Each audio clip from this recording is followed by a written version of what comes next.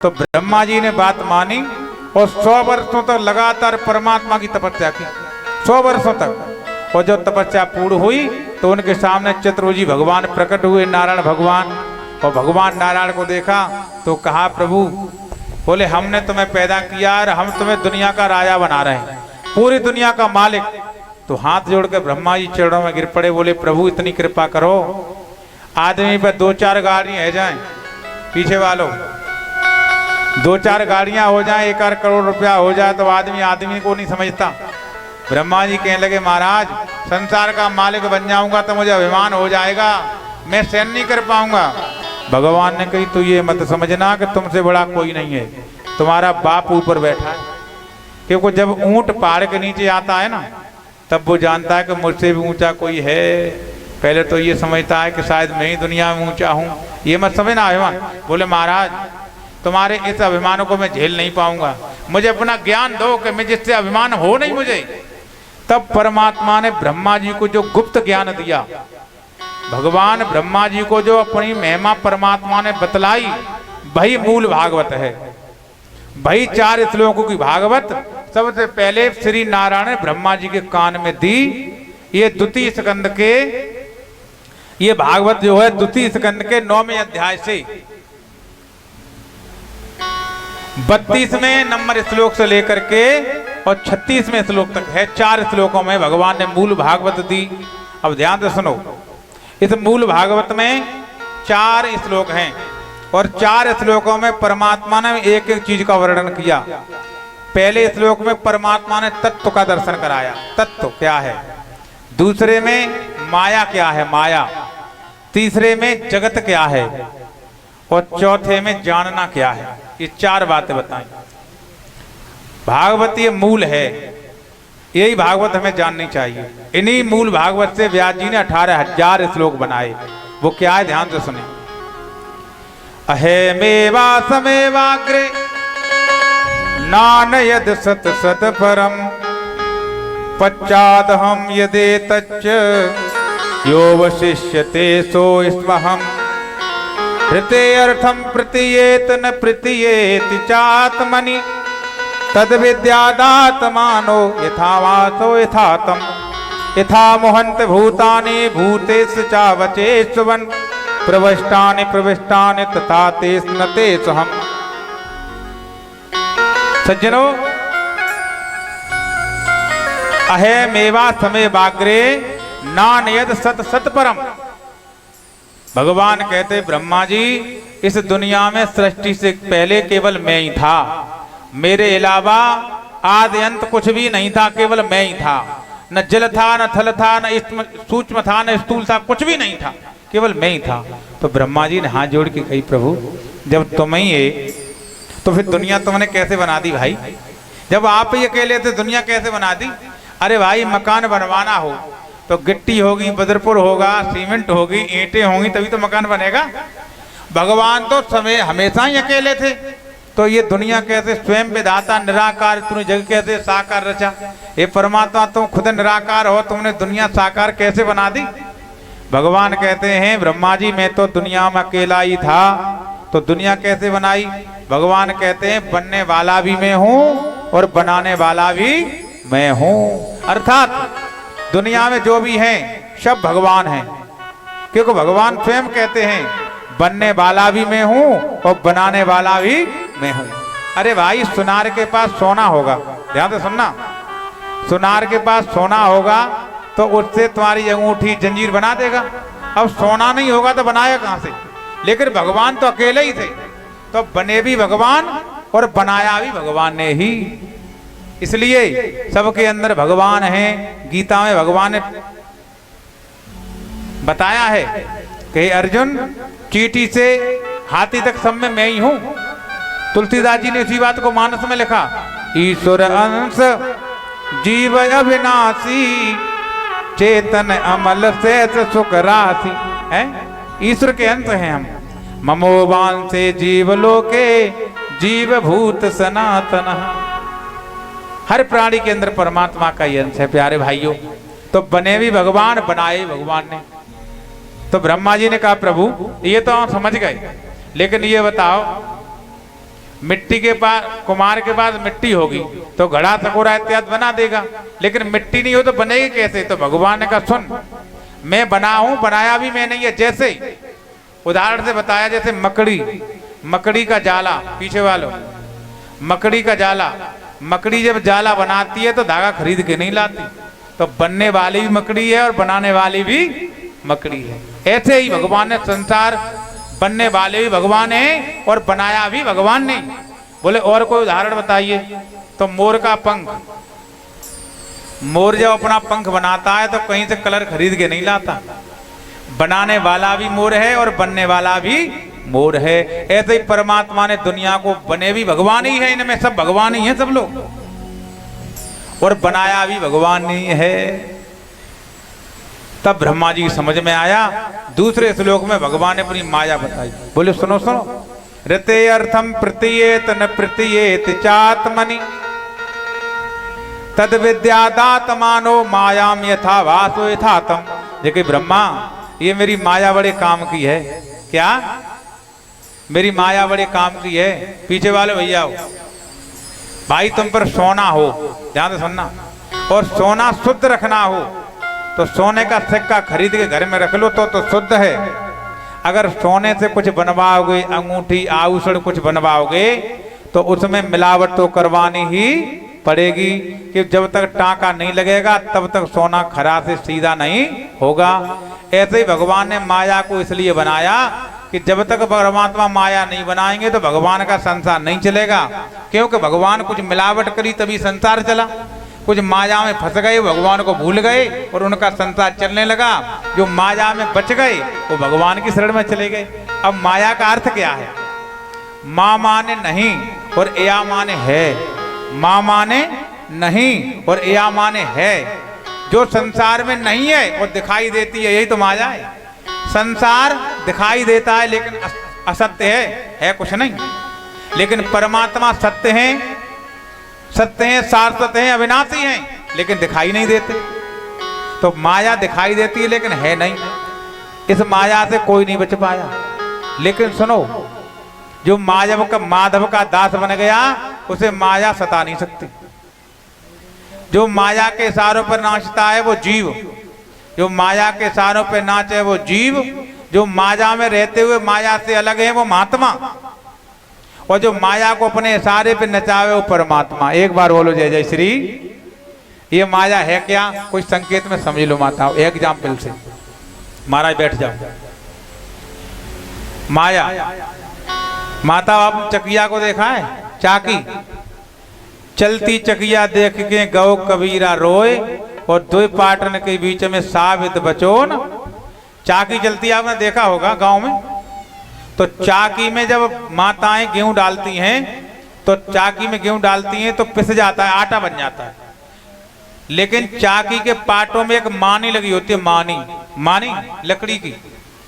इसलिए शास्त्र कहता है कि जिन्होंने संतों की बात मानी है, मानो मानी, जितने संतों की बात मानी, जितने ब्राह्मणों की बात मानी है, जितने विद्वानों की बात मानी है, वो बच गए प्यारे दुनिया से, और जिन्होंने नहीं मानी वो दुनिया में पिस गए। एक बार बोलो जय जय श्री। क्योंकि चाकी की जो पाट है वो माया है, और डालने वाला अनाज है वो हम तुम हैं, और मानी है परमात्मा।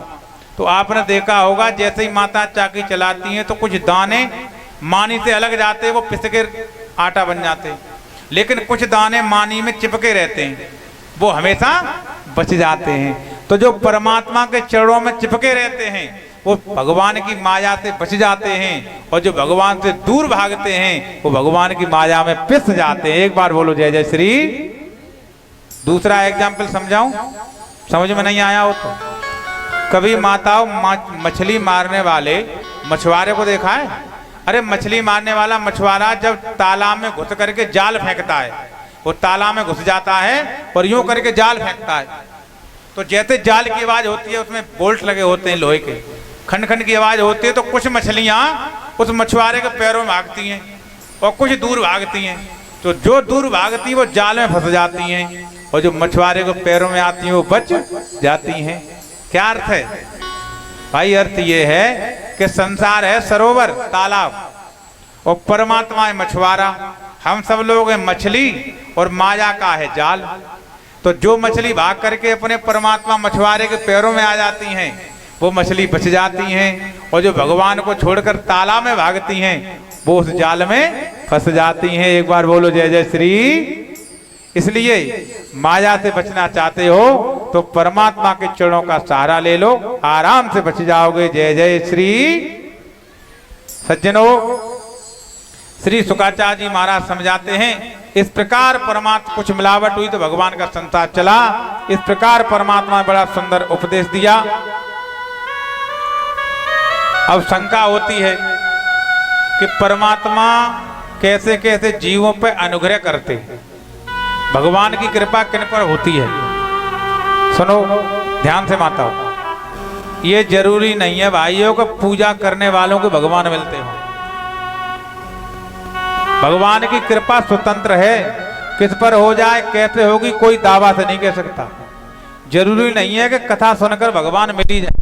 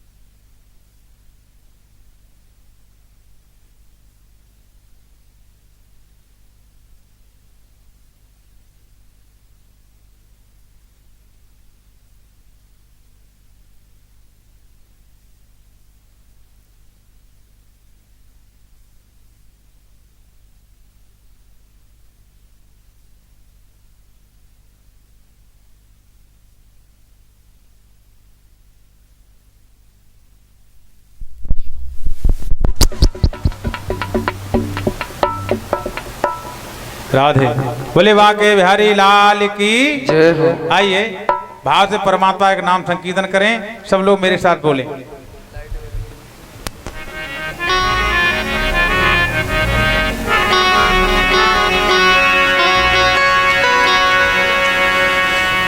सभी लोग मेरे साथ। तो तृतीय स्कंद में विदुर जी का चरित्र आता है। आइए द्वितीय स्कंद को परमात्मा के चरणों में निवेदित करते हुए तृतीय स्कंद में प्रवेश करें। इसमें 33 अध्याय और 14 से 11 श्लोक हैं। अब यहाँ से भागवत के लक्षणों की कथा आ रही है, सर्ग लक्षण की कथा है। सुखदेव जी कहते हैं, हे राजन, जिस समय महाराज धृष्टराज बिल्कुल अंधे हो चुके थे। धृष्टराज तो जन्म से ही अंधे थे, लेकिन बिल्कुल अंधे क्यों कहा गया? कि इन आंखों से अंधा हो तो वो अंधा है, लेकिन अंदर के आंखें हैं जो ज्ञान विराग नैन और गारी, अंदर के नेत्र भी जिनके फूट जाएं उसे कहते हैं बिल्कुल अंधे हो जाना। कुछ लोग अंधे तो होते हैं लेकिन हृदय के नेत्रों से दिखाई देता है। तो महाराज बिल्कुल अंधे हो गए अपने बेटों के मोह में। धृष्टराज एक दिन विदुर जी ने धृष्टराज को समझाया, ये कही महाराज तुम्हारा बेटा दुर्योधन बड़ा अन्याय कर रहा है। ध्यान से सुनेंगे आप लोग। कौरव पांडवों में धर्म दोनों तरफ था। विदुर जी महाराज साक्षात धर्म के अवतार हैं, और इधर पांडवों में धर्मराज जी जो युधिष्ठिर हैं वो धर्म है, इधर विदुर जी महाराज धर्म है। पूर्व जन्म में ये धर्म थे, इधर यहाँ विदुर जी बन के आए मांडव ऋषि के श्राप से। सज्जनों, विडंबना जीवन की ये है कि कौरव विदुर जी अपनी बात कहते हैं तो कौरव मानने को तैयार नहीं, और धर्मराज की बात को कोई टालने वाला नहीं। पांडवों में दुर्योधन इत्यादि चाहते हैं कि धर्म हमारे कई अनुसार चले, लेकिन पांडव धर्म के अनुसार चलते हैं। तो भाइयों, धर्म हमारी जब रक्षा करेगा, जब हम धर्म की रक्षा करेंगे। जैसे धर्मो रक्षति रक्षतः, जब हम धर्म की रक्षा करेंगे तो हमारी धर्म रक्षा करेगा। किसी ने प्रश्न कर दिया, महाराज सीता जी को रावण जब चुराने आया तो लक्ष्मण जी रेखा लगा गए, जकैया निशाचरों का वास है, इससे बाहर मत जाना तुम। तो रावण तपस्वी का भेद बना के आ गया, कहा माई भिक्षा में दे। अब मैया ने भिक्षा दी तो उसने कहा बंदी भिक्षा नहीं लूंगा। तो सीता जी ने कहा मेरे देवर मने कर गए हैं, लेकिन अगर महात्मा द्वार से लौट जाएगा तो मेरा गृहस्थ धर्म टूट जाएगा। तो धर्म की रक्षा करने के लिए आज सीता जी ने लक्ष्मण की रेखा को तोड़ दिया और धर्म की रक्षा की। और धर्म की रक्षा की तो उसी धर्म के कारण सीता का हरण हुआ। तो किसी ने पूछा, हे मैया सीता, तुमने तो धर्म की रक्षा की, लेकिन तुम्हारी रक्षा किसने की? तो सीता माँ ने कहा कि उसी धर्म ने मेरी रक्षा की। कब? बोले ध्यान से सुनो कि जब रावण आकर सीता माता को धमकाता है, चंद्रहास तलवार लेकर के सीता को मारने डालता कि तुम मेरी पत्नी बन जाओ, पत्नी स्वीकार हो जाओ, तो सीता माता एक तनका ले लेती, तनका कि तृण धरे ओट कहते बेदेई और उसको मेरे अवधपति परम स्नेही। तिनका के सारे जिस रावण के सामने किसी की बोलने की हिम्मत नहीं पड़ती है। अगर माता और रावण एक बार चिल्ला देता था तो छह महीना की माताओं गर्भ गिर जाते थे। इतनी भयंकर ललकार थी रावण की। लेकिन सीता माँ उसी धर्म के बल पर, कि उनके अंदर पतिव्रता का धर्म था, एक तनका को देकर कह देते, ए रावण, तेरी औकात मेरे सामने इस तनका के बराबर नहीं है, तू कहाँ है? और भगवान को सुमिर, तृण धरे ओट कहत बेदई और सुमिर अवधपति परम स्नेही। अस मन समझत कहत जानकी और सुध न तो रघुवीर बाण की। ध्यान रख, जिस बाण से मारीच को मारा है मेरे राम जी, उसी बाण से तुझे भी मारेंगे। तो उसी धर्म के बल पर कहते हैं कि जब धर्म की रक्षा हम करेंगे तब माता धर्म हमारी रक्षा करेगा। इसलिए धर्मो रक्षति रक्षतः। सज्जनों, इधर पांडवों में धर्म की सब बात मानते हैं और कौरवों में विदुर जी कोई बात मानने वाला। महाराज समझा रहे थे कि उधर से निकला दुर्योधन, कह लगा, ए दासी पुत्र, हमारे राज्य में हमारे महामंत्री बन करके हमारा खाते हो और पांडवों की बजाते हो और हमारे खिलाफ हमारे पिताजी को भड़काते, निकल जाओ यहाँ से, हम तो बर्खास्त करते हैं मंत्री पद से। विदुर जी देखते रहे धृतराज की तरफ। धृतराज कुछ नहीं बोले तो विदुर जी समझ गए कि हमारी कोई जरूरत नहीं है। जब किसी बाप के सामने बेटा किसी से बदतमीजी करे और तुम उसके बाप को समझाओ और बाप कुछ न कहे तो जी समझ ले को तुम्हारे प्रवचन की बात को कोई जरूरत ना है। बोली आनंद कंद भगवान की जय हो। विदुर जी समझ गए कि हमारे समझाने की कोई जरूरत नहीं है। उसी समय मंत्री पद छोड़ा और धनुष बाण रख दिए देहरी पर और चले। जिस दिन से विदुर जी ने विदुर जी ने कौरवों को छोड़ा, इधर रामायण में चलिए। जैसे ही लंकापत रावण ने विभीषण में लात मारी और विभीषण जी ने रावण को छोड़ करके जैसे ही राम की शरणागति ग्रहण की तो दोनों तरफ से धर्म चला गया। तो रामचरितमानस में तुलसीदास जी को लिखना पड़ा कि अत कह चला विभीषण जब ही आयु ही न भय सब तब ही। जीवन में जब तुम्हारे हृदय से तुम्हारे घर से धर्म निकल जाएगा तो तुम आयुहीन हो जाओगे। जिन जिन के जीवन में धर्म कम हो जाता है उनकी उम्र कम हो जाती है। इसलिए माताओं भाइयों, तुम्हारे गांव में संत महापुरुष विद्वान जब तक रहेंगे तब तक गांव में धर्म रहेगा और जब तक संत महापुरुष सताएंगे तो धर्म का अधर्म होने लग जाएगा और धीरे धीरे तुम्हारा पतन होने लग जाएगा। इसलिए जब जब गांव में सत्कर्म धर्म हो तब तक उनका सहयोग करो और उनकी बात को मानो। एक बार बोलो जय जय श्री राधे। सज्जनों, महाराज चले गए, धनुष बाण रख के छोड़ गए, क्योंकि हम किसी के पक्ष में नहीं जा रहे हैं, हम तो निस्वार्थ होकर जा रहे हैं। श्री शुक्राचार्य जी महाराज समझाते, हे राजन, इधर मेरे कन्हैया हसनापुर में और शांति दूत बन के आ रहे हैं कौरवों को समझाने कि कम से कम सब राज्य अगर दुर्योधन वापस न करे तो 5 ही गांव दे दे। तो 7 दूत बन के आ रहे हैं। विदुर जी घर छोड़ के चले गए माताओं, कदली के वन में जाकर, कदली समझती है माताओं, केला के वृक्ष, कदली वन में जाकर विदुर जी महाराज ने और वहां अपनी झोपड़ी बना ली, वहीं रहने लगे।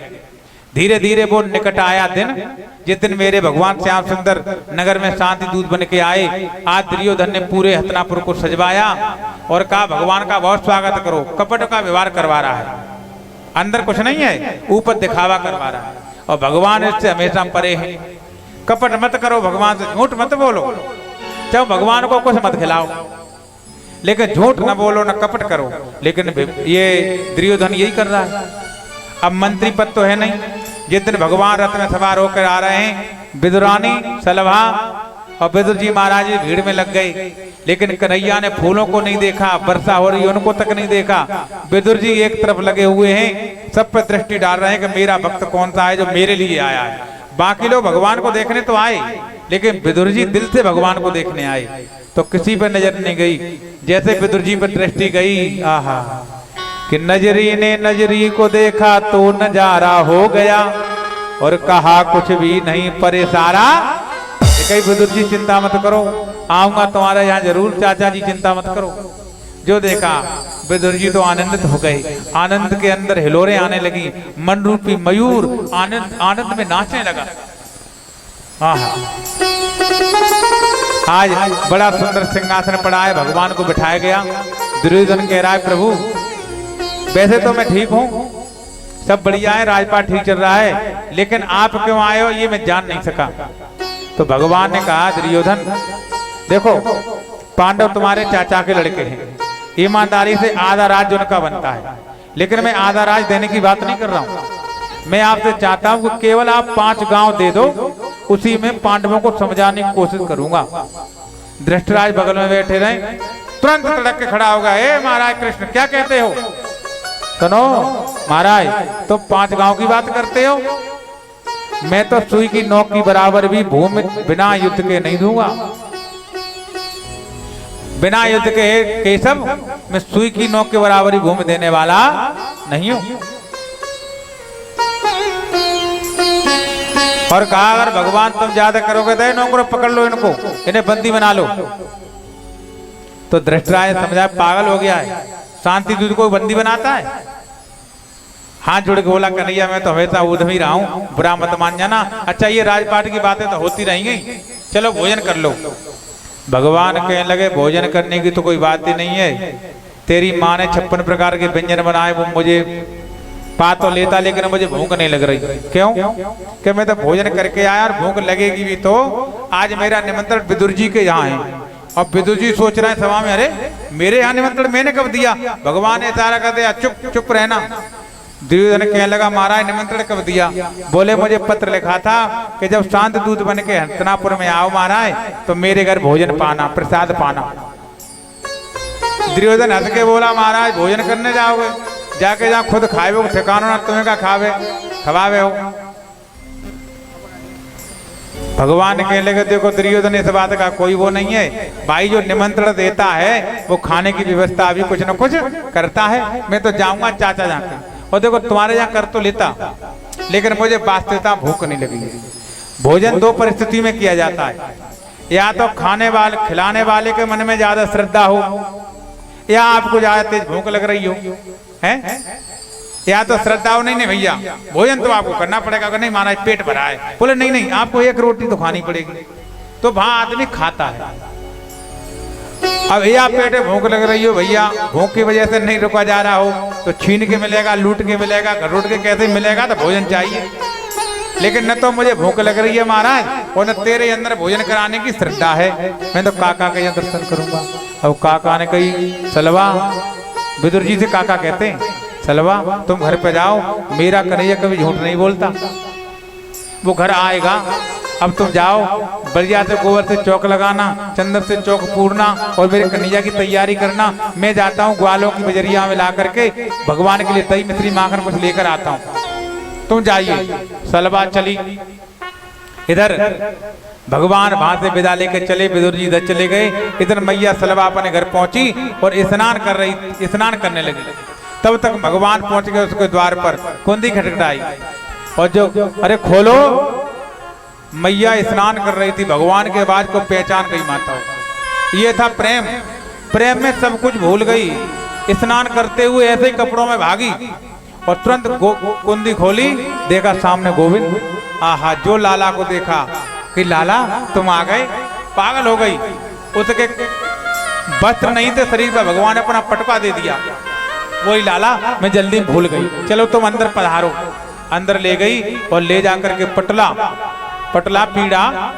अब कन्हैया से कहे तुम यहाँ बैठो, यहाँ बैठो, यहाँ बैठो, 10 जगह चक्कर लगवा दिया। पागल हो गई, प्रेम में विहल हो गई, अनन्यता उसके जीवन में आ गई और उल्टा चक्रा कर दिया कि कन्हैया यहाँ विराजो। तो भगवान उल्टे चक्रा पर ही बैठ गए। जय हो प्रभु। प्रेम में भगवान सब भूल गए, उल्टे चकला पर बैठ गए और कहा, पेट में हाथ फुलाकर बोले, मैया अरे काकी मुझे भूख लग रही है।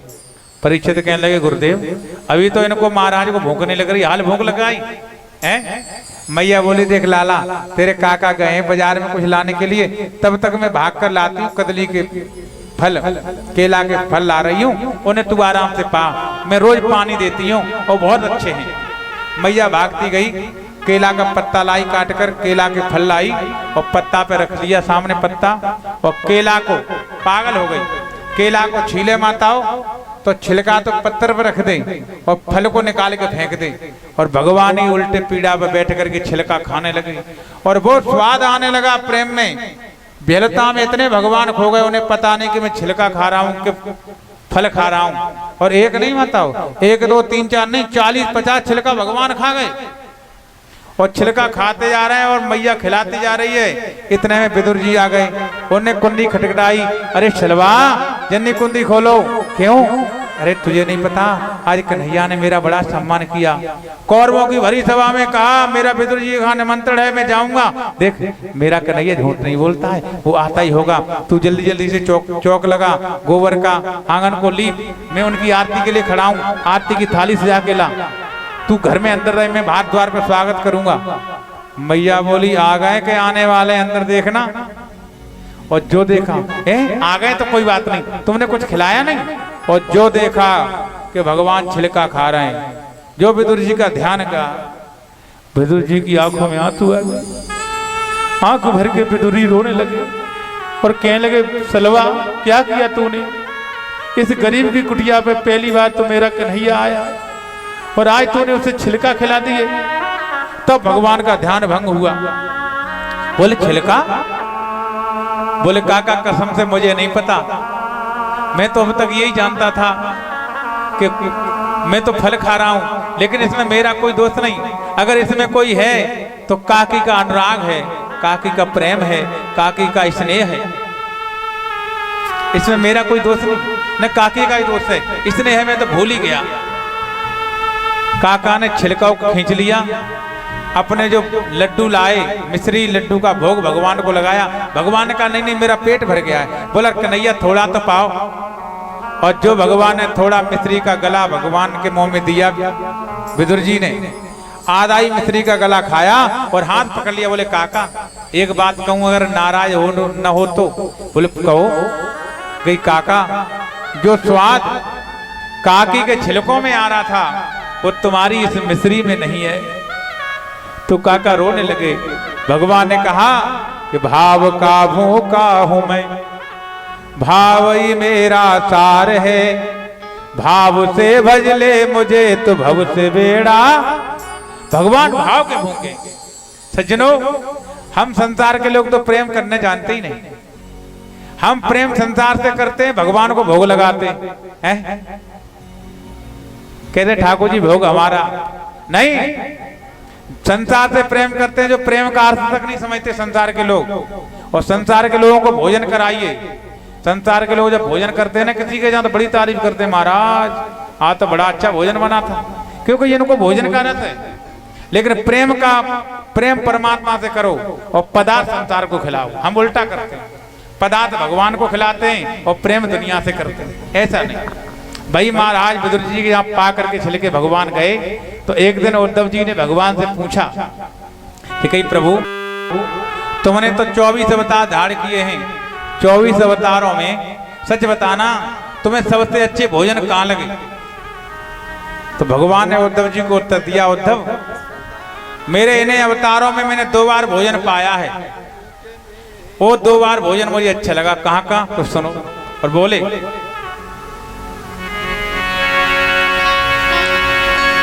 कामना रहतम गुड़ रहतम, गुड़ रहतम कामना रहतम, प्रतिक्षण वर्धमानम अभिच्छतम सूक्ष्मतरम अनुभव रूपम। जिसमें कोई कामना न हो, वासना न हो, कोई इच्छा न हो, ऐसा प्रेम जगत में देखने को कहाँ मिलता है? भक्ति सूत्र में नारद जी परिभाषा देते हैं, तत् सुखे सुखेतम प्रेम लक्षणम। अपने प्रेमी के सुख में सुखी हो जाना ही सच्चा प्रेम है। सज्जनों, श्री शुकाचार्य जी महाराज समझाते हैं, भगवान ने सबके जब भी पाया है और भक्त ने जो मांगा है भगवान ने सबको सब दिया है। लेकिन विदुर जी ऐसे भक्त हैं जिनने भगवान ने छिलका तो खाए लेकिन विदुर जी को कुछ दिया नहीं। जब भगवान गोलोक धाम को गए तो अपने परम मित्र, अपने परम सखा उद्धव जी से कहा, हे उद्धव जी, मेरा ये दिव्य ज्ञान और मेरा ये संदेश उद्धव जी को दे देना, और मेरा ये संदेश उद्धव जी को मैत्री मुनि बताएंगे।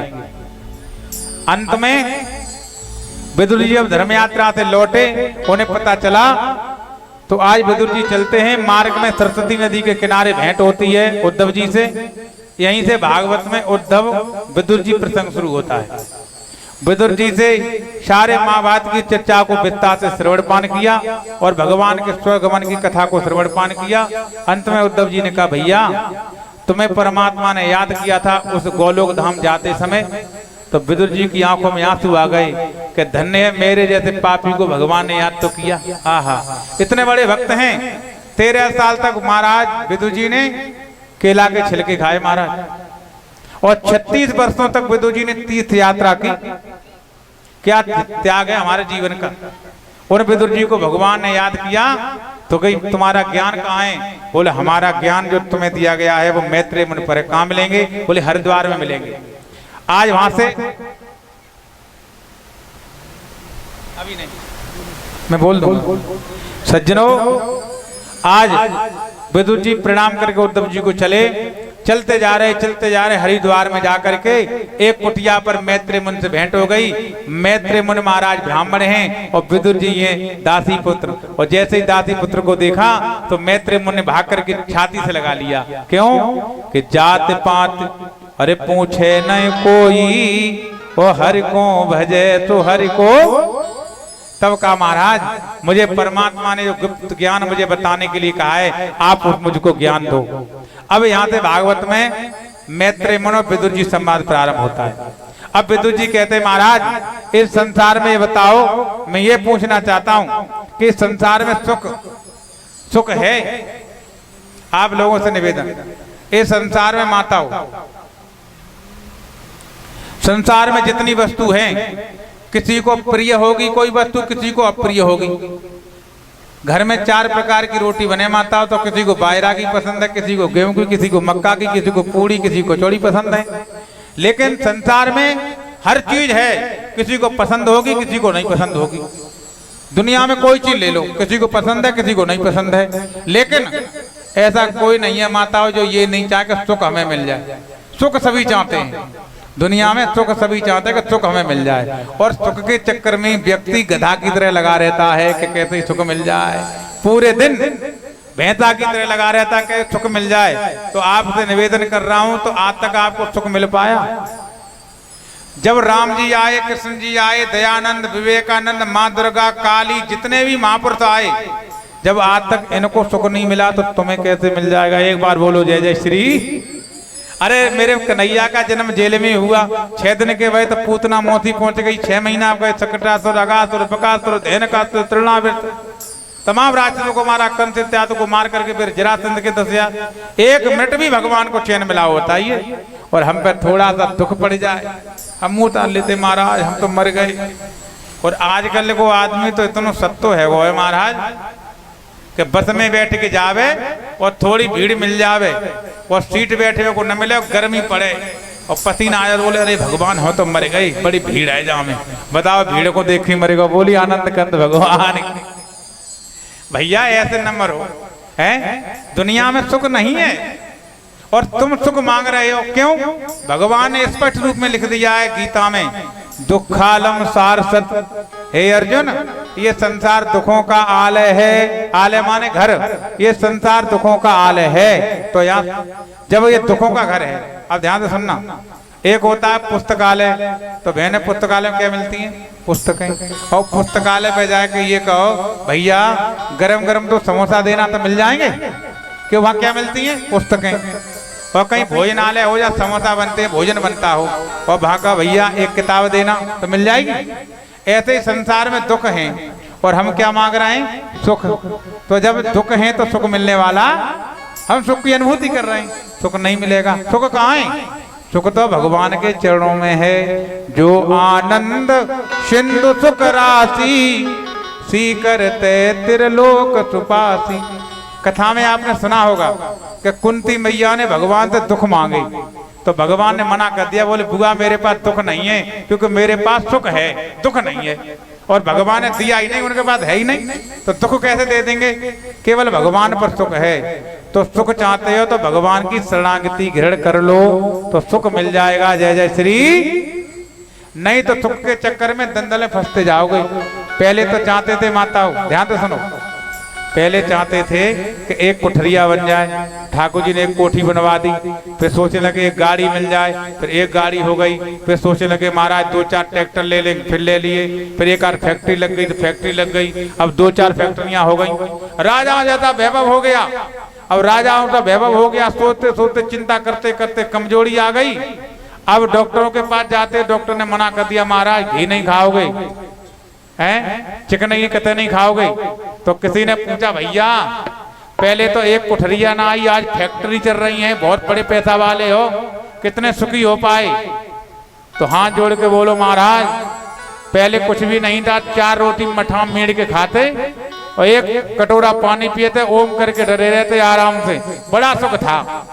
लेकिन लालच में पड़े रहे महाराज, वो 4 रोटी खाते थे वो भी चली गई, अब एक फुलकिया खाते हैं और वो भी रूखी सूखी, दाल का पानी पीते न घी खा पाते हैं और न सब्जी मिलती है। तो जो पहले सुख था वो भी चला गया।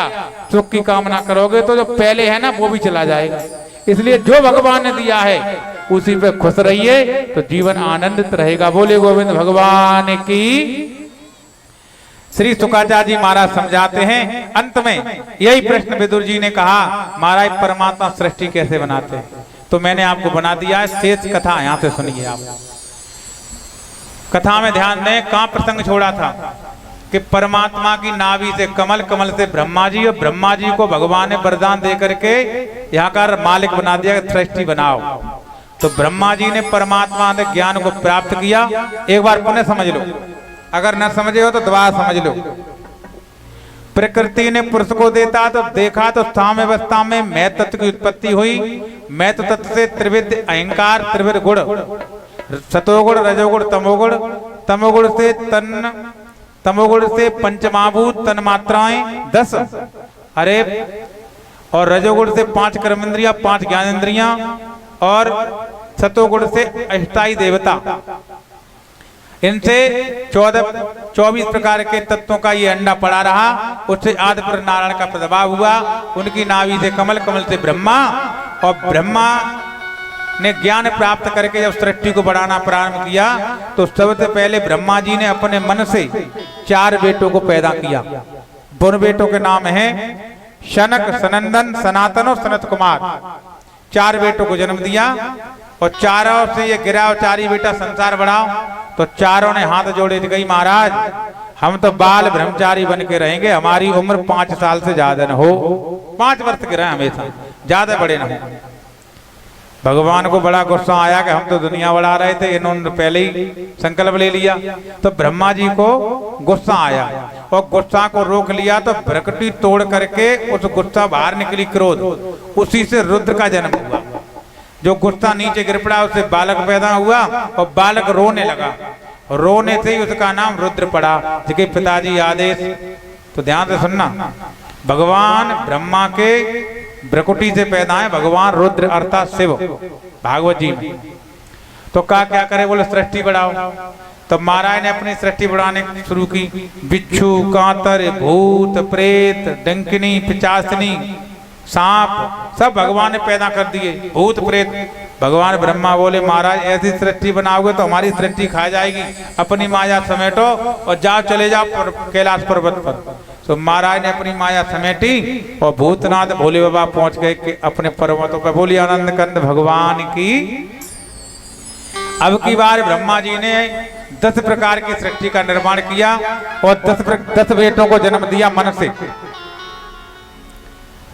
मन से मरीच, आंख से अत्रि, अंगरा, कान से पुलस्त्रसी, पुलहा, क्रतु, भृगु, वशिष्ठ और दक्ष। गोदी से नारद, अंगूठा से दक्ष को पैदा किया। इस 10 बेटों को जन्म दिया तो 10 से निवेदन किया कि तुम संसार बढ़ाओ, तो 10 ने कहा हमारा संसार तो बढ़ा देते लेकिन समय आने पर करेंगे। तो ब्रह्मा जी ने सोचा कि जैसे माता हो दीपक में घी हो और बाती न हो तो दीपक जल नहीं सकता, ऐसे ही बिना स्त्री के संसार चल नहीं सकता। उसी समय ब्रह्मा जी ने अपनी मुख से एक लड़की को जन्म दिया, उसी का नाम सरस्वती पड़ा। बोली सरस्वती मैया की। इतनी सुंदर थी, उनको देख करके महाराज आसक्त हो गए, क्योंकि ब्रह्मा जी को श्राप लगा है गरुड़ जी का। एक बार कैलाश पर्वत पर सत्संग हो रहा था, ब्रह्मा जी भी थे, गरुड़ भी थे। गरुड़ को हंसनी से प्रेम हो गया, ये बात ब्रह्मा जी को पता चल गई। ब्रह्मा जी को हंसी आ गई तो गरुड़ ने श्राप दे दिया, हे ब्रह्मा, हमने तो अपनी जात की हंसनी से प्रेम किया है, तो हमें देखकर हंस रहे हो, हमें लज्जित कर रहे हो, हम तुम्हें श्राप दे देंगे तो अपनी बेटी पर आसक्त हो जाओ। तो ब्रह्मा जी को 22 श्राप लगा था, आज पूर्ण हुआ। 14 बेटाओं ने मिलकर श्राप दे दिया, हे पिता, तुमने अपने बेटी को ही गलत दृष्टि से देखा, हम तुम्हें श्राप देते हैं कि तुम इस शरीर को छोड़ दो और तुम्हारी कोई पूजा नहीं करेगा, केवल मंदिर में पूजा नहीं करेगा, पूजा तो होगी। भगवान ने आकर के नारायण ने इस श्राप को मेटा। तो ब्रह्मा जी का मंदिर एक है पुष्कर राजस्थान में, तो ब्रह्मा जी की पूजा मंदिर में नहीं होती है माता, घर घर में तो होती है। ब्रह्मा जी की पूजा बंद हो जाती तो किसी का विवाह नहीं होता, किसी के घर में हवन यज्ञ नहीं होता, क्योंकि वेदी के पूजन में पहली ही वेदी है ब्रह्मा जी की। हम जैसे ब्राह्मण जनेऊ नहीं पहनते कि जनेऊ में 3 धारें होती हैं, एक ब्रह्मा की, एक विष्णु, एक महेश की। तो ब्रह्मा जी की पूजन तो होता है लेकिन मंदिर में, इसलिए पूरे विश्व में ब्रह्मा जी का एक ही मंदिर है जो तीर्थों का राजा है। क्या है? पुष्कर राजस्थान में। और अगर ब्रह्मा जी की पूजा नहीं होती तो गृह शांति करने का तो पहला ही मंत्र में ब्रह्मा जी का नाम आता हो, ब्रह्मा मुरारी त्रिपुरांतकारी। तो ब्रह्मा जी की पूजा तो होती है लेकिन मंदिर में नहीं।